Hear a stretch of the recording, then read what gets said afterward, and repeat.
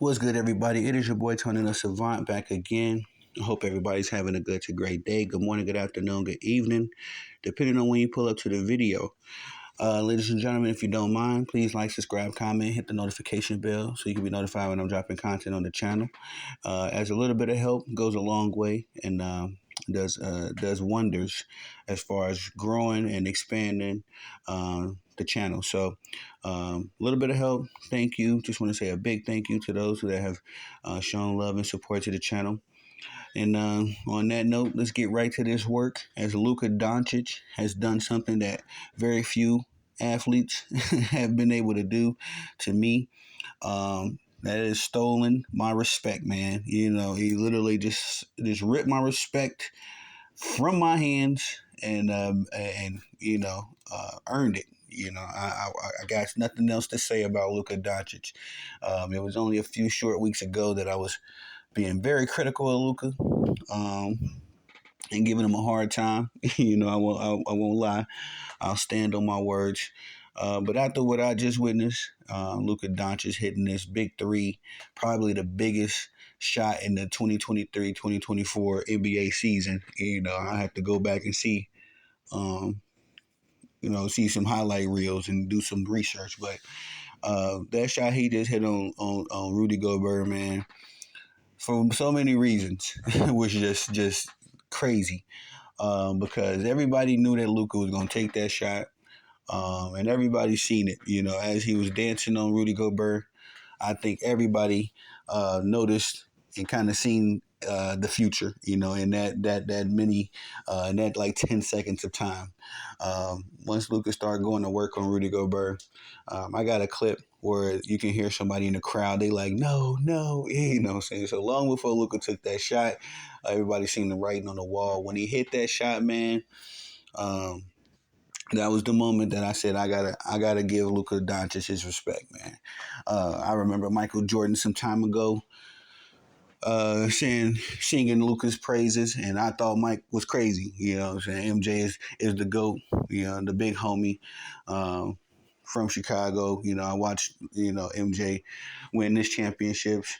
One of the few people that I was born into the world and just had respect for. But when Jordan was singing Luka's praises, I thought he was out of his mind, just getting old.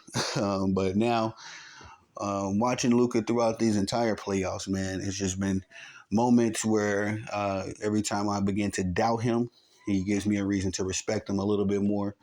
Again, just throughout these playoffs. And like I say, man, I got to give him his flowers. He just hit the biggest shot of the 2024 playoffs and probably of the season.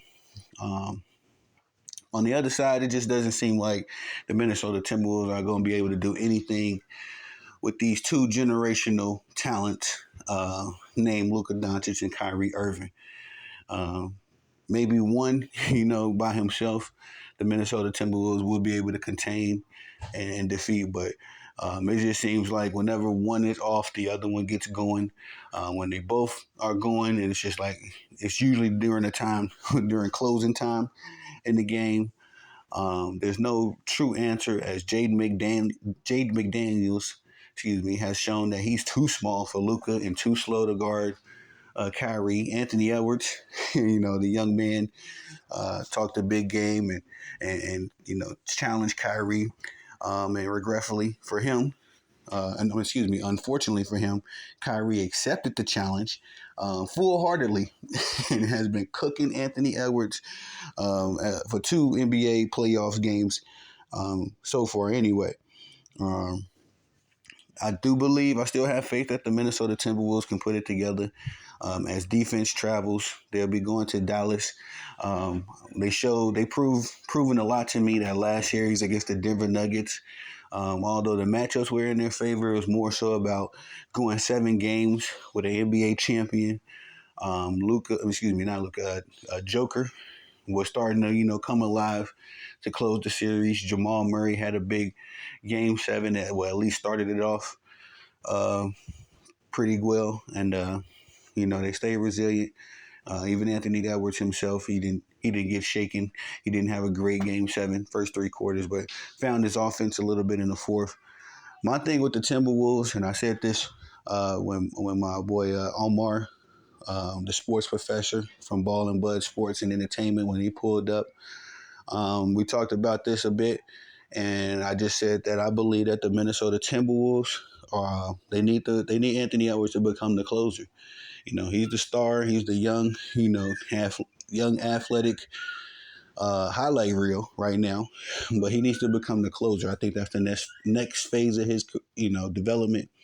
Um, sure, you can hit those threes. You can hit that jump shot. You can dunk on folks. You can even play, stud defense. But can you do that stuff in the last 3 minutes? And that's what the Minnesota Timberwolves need from him right now, because it does seem like they get their game going every time, but they don't have a closer, a big time closer, a consistent closer. Uh, Last game, Mike Conley. Mike Conley was trying to be the closer. And again, Mike Conley is just a vet now. He can get his game in spurts, pick his moments, but closing, nah, not when everybody's playing defense, not when the whistles are a little bit more looser or stricter, whichever way the refs calling the game. No, you need Anthony Edwards. You need your star to go get it. You need him to, close the show, especially if everybody else is not cooking. Or especially when the role players, got you there, when everybody else is doing their thing the first 3.5 quarters, first 3.5 quarters, yep. And then, everybody's looking to you to close the show. But like I said, that's the next phase of his development. I do feel like I'm not counting the Timberwolves out because of that defense. It travels. They're the number one defense in the NBA, so they're still in the mix for a reason. Cat can get hot. Jaden McDaniels, speaking of, can get hot. Even Alexander Walker coming off the bench could get hot. So still a lot of firepower on this Timberwolves squad. And we just gotta, kind of wait and see. Naj Reid, again, the sixth man of the year. Can't sing his praises enough. He's been big time throughout the NBA playoffs as well. So it's a lot of firepower on that Timberwolves squad, and you can't count them out. And as well, that defense, Chris Finch, NBA head coach that has won a championship, in his career. So not as a head coach, as an assistant, but still, nonetheless, he knows what it feels like to get to the top of the mountain. He knows what it takes. So I'm expecting that the Timberwolves do shake back.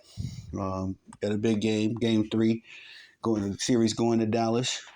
They're down 2-0, and it's a lot on the line. But like I say, I'm not counting them out yet. But that's all I got for y'all on this one. Once again, shout out to Luka Doncic. I'm not going to go as far as, some people have gone and be calling him all-time great just yet. But numbers are starting to pile up.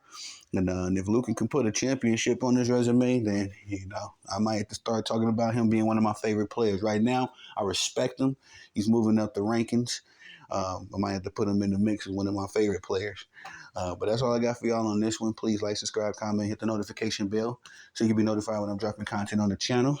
It is your boy, Tony the Savant. Peace.